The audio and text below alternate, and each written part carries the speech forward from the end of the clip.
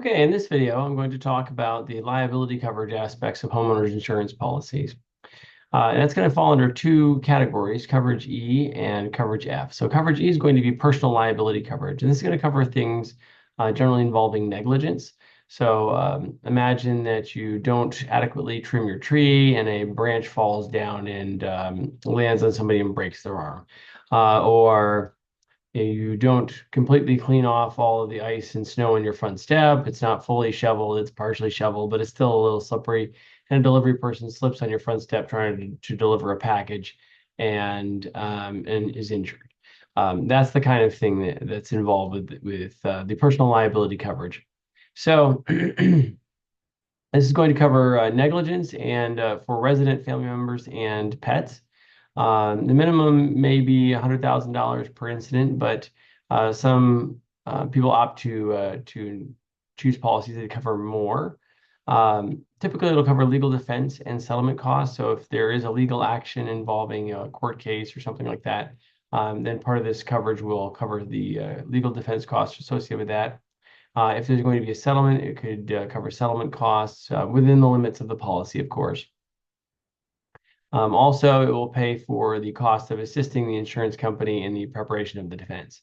If for some reason it was unusually costly or something to pull the video from somebody's security system and provide that to the insurance company in their defense of how it was that somebody got injured on the property, something like that. Basically, it will cover some of the costs associated with that. So that's under coverage E. Coverage F is going to be medical payments to others. So this would be no fault. So there's no fault assumed, but if somebody is injured on the property, and so it's not considered a liability issue per se,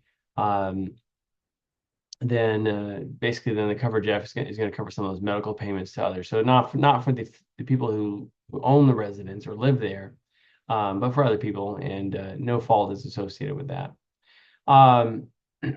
There are various exclusions to coverage E and coverage F, and among them would be business activities. So if you're engaged in business activities that result in some kind of liability issue, that's not going to be covered under the coverage E and coverage F.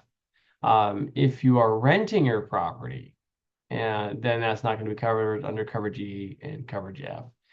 So if you're running a little Airbnb on the side and your primary residence, those insurance coverages are not going to cover the liability associated with that. Injury due to intent. So previously I mentioned negligence, and this is when maybe you didn't take care of something as well as you should have, but you didn't intend for anybody to get hurt.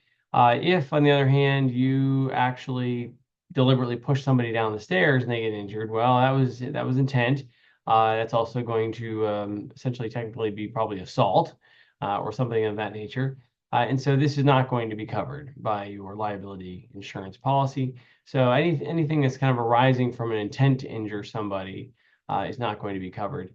And basically to kind of broaden that out, various other types of illegal activity are not going to be covered. So if there's some kind of illegal activity that is going on that led to a liability claim of some sort, then basically the liability coverage is not going to cover that at all.